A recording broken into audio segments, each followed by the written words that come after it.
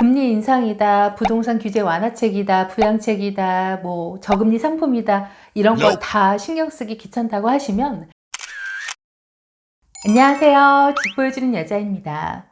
오늘은 여러분들에게 저렴하게 집을 살 수 있는 최적의 매수 타이밍이란 주제로 이야기 나눠볼까 해요. 그러기 위해서는 현재 집값이 하락하고 있는 근본적인 원인을 먼저 살펴봐야 할 텐데요. 왜냐하면 이 원인들이 해결이 될 때 집값 하락이 멈추게 될 거고, 집값 하락이 멈추는 시기에 매수 심리까지 회복된다면 그 다음으로는 떨어졌던 가격이 회복세로 돌아설 가능성이 커지기 때문입니다. 그러면 이 타이밍에서 회복세로 돌아서기 직전, 흔히들 집값의 바닥이라고 하죠. 이 시점에 집을 사게 된다면 집값이 오르기 전에 가장 저렴하게 살 수 있는 타이밍이 될 텐데요.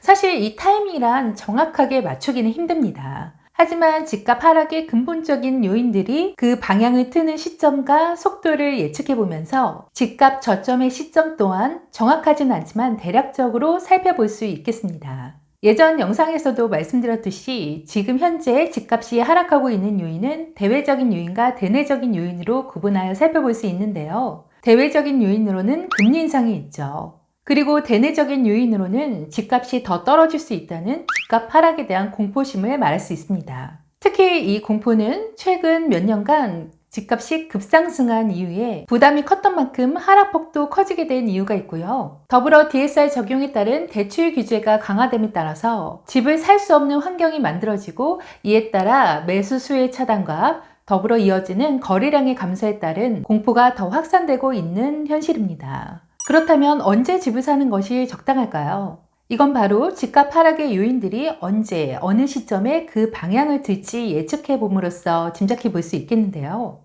첫 번째 금리를 보면 얼마 전 CPI가 시장 예상치인 65%로 발표되며 계속해서 내려가고 있는 추세인데요. 그에 따라 최근 금리 고점에 도달했다는 인식이 강해지고 있습니다. 그렇다고 지금 바로 금리 인상이 멈추는 건 아니고 향후 2월이나 3월에 있을 금리 발표에서 과거처럼 자이언트 스텝 같은 급진적인 금리 인상은 없을 것이라는 의견이 팽배해지고 있는 가운데 빠르면 2월이나 3월에 금리 동결이 이루어질 가능성이 커지고 있습니다. 그렇게 되면 미국이 5%나 5% 초반대의 금리에서 동결되어 어느 정도 쭉 금리 동결 상태로 유지되게 될 텐데요. 연준의 목표치인 2%대 물가로 내려오기 위해서는 금리 동결이 된다 하더라도 금리 동결 이후 바로 금리 인하의 가능성은 거의 없기 때문입니다. 그렇게 되면 연준의 얘기대로 올해 아니면 내년 초까지 금리 동결이 유지될 가능성이 커지게 되고요. 그에 따라 우리의 금리 정책도 미국과 같은 방향으로 흘러가게 될 텐데요. 그 말인즉슨 올 2월이나 3월 정도에는 금리가 동결됨에 따라 더 이상 금리 인상에 대한 공포가 멈추게 된다는 겁니다.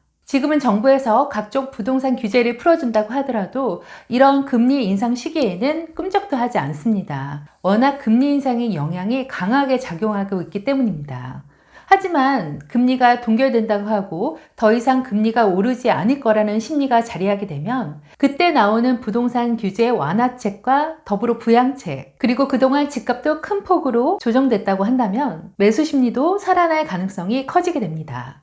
특히 다주택자들에 대한 규제가 지금보다 더 완화된다고 한다면 다주택자들이 부동산 시장에 선진입하면서 저가 매물들 위주로 거래가 되며 가격의 바닥 다지기가 이루어질 거고요. 그런 분위기를 보면서 향후 무주택자들이나 1주택자들도 움직일 수 있는 환경이 조성되게 됩니다. 더불어 고금리 상태이지만 지금처럼 정부의 적극적인 개입으로 인해 저금리 대출 상품들이 출시되게 된다면 대출이자 감소에 따른 심리적 부담감이 상당히 줄어들게 돼요. 그동안 집을 사지 못했거나 옮겨가지 못했던 수요들을 시장으로 끌어들일 수 있는 전환점이 마련될 수도 있습니다. 특히 지금 전세가가 불안정한 가운데 전세금 보증한도 증액이라든가 저금리 전세 대출 상품들까지 나오게 되면 우선 전세가가 회복되면서 매매가가 급하락하지 않는 하방 경직성을 마련해 주게 되는데요. 더불어 과거와 같이 미분양주택 양도세 면제, 취득세 감면 같은 부양책까지 나오게 된다면 가격 회복의 속도는 더 빨라질 수 있을 거라고 봅니다. 하지만 그때에도 금리가 인하되고 있는 것은 아니기 때문에 과거 저금리 때처럼 부동산 가격의 급진적인 반등의 가능성은 좀 희박해 보이고요. 더불어 일부 수도권에서는 지금 공급량이 많이 있는 지역들이 있기 때문에 그 지역들의 회복세는 공급량이 적은 지역들보다 더 더디게 일어날 것으로 예측됩니다.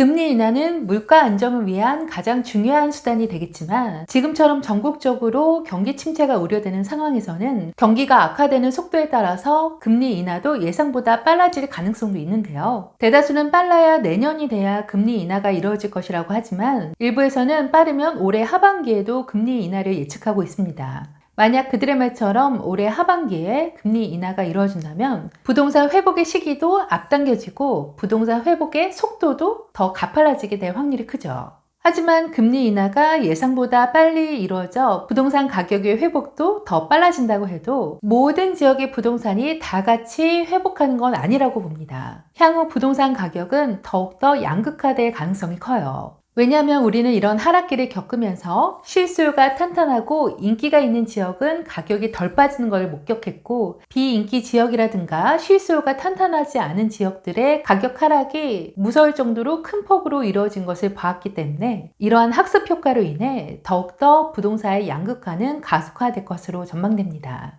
향후 부동산 선택에 있어서 더욱더 신중해지는 거죠. 따라서 인구가 몰리고 실수요가 탄탄한, 즉 전세가가 꽤 받쳐주고 있는 그런 지역들부터 회복할 가능성이 크게 되는데요. 그 말인즉슨 입지 분석이 앞으로 더 중요해진다는 말이에요. 그래서 만약 금리 인하가 올해 하반기에 예상보다 빠르게 이루어진다고 한다면 그 직전인 여름이나 가을 초입 이 정도 구간이 저렴하게 매수할 수 있는 가장 최적의 타이밍이라고 조심스럽게 예측해 보고요. 하지만 금리 인하가 올해 내에 이루어지지 않는다면 그 시점은 더 뒤로 밀리게 되겠죠.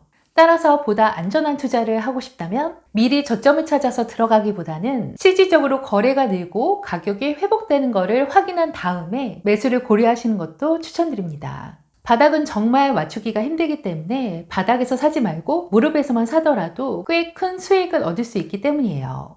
그리고 무엇보다 금리도 금리지만 가장 중요한 것은 가격이에요. 내가 관심을 갖고 있는 지역의 아파트 가격이 급상승하기 전에 과거의 가격대까지 내려왔다고 한다면 그때 매수를 하고 기다리시는 것이 가장 좋은 방법이라고 생각합니다. 제가 생각하는 부동산 투자의 성공 공식은 쌀 때 매수해서 비싸게 파는 거기 때문이에요. 따라서 정리해보면 현재 부동산 하락의 원인이 되고 있는 금리의 방향성, 즉 금리가 동결되는 시점과 그리고 또 한 번 금리가 인하되는 시점, 그 시점의 변화를 잘 관찰해 보시면서 그때 당시 나오는 부동산 규제의 완화책과 부양책 등을 살펴보고요. 더불어 가장 중요한 가격이 어느 정도까지 내려왔는지를 체크해 보시면서 매수 타이밍을 생각해 보실 수 있겠습니다. 가장 중요한 건 부동산의 가격이니까요. 금리 인상이다, 부동산 규제 완화책이다, 부양책이다, 뭐 저금리 상품이다 이런 거 다 신경 쓰기 귀찮다고 하시면 내가 관심 갖고 있는 단지의 가격만이라도 제대로 체크하셔서 과거 급상승 이전의 가격까지 내려오거나 전세가 인근까지 내려오고 더불어 전세 수요까지 탄탄하게 받쳐주고 있는 단지라고 한다면 그때가 제가 생각하는 최적의 매수 타이밍이 아닐까라는 생각이 듭니다. 여러분의 잃지 않는 투자, 성공 투자를 기원하며 오늘 내용도 조금이라도 도움이 되셨다면 구독과 좋아요 부탁드리고요. 지금까지 집 보여주는 여자였습니다.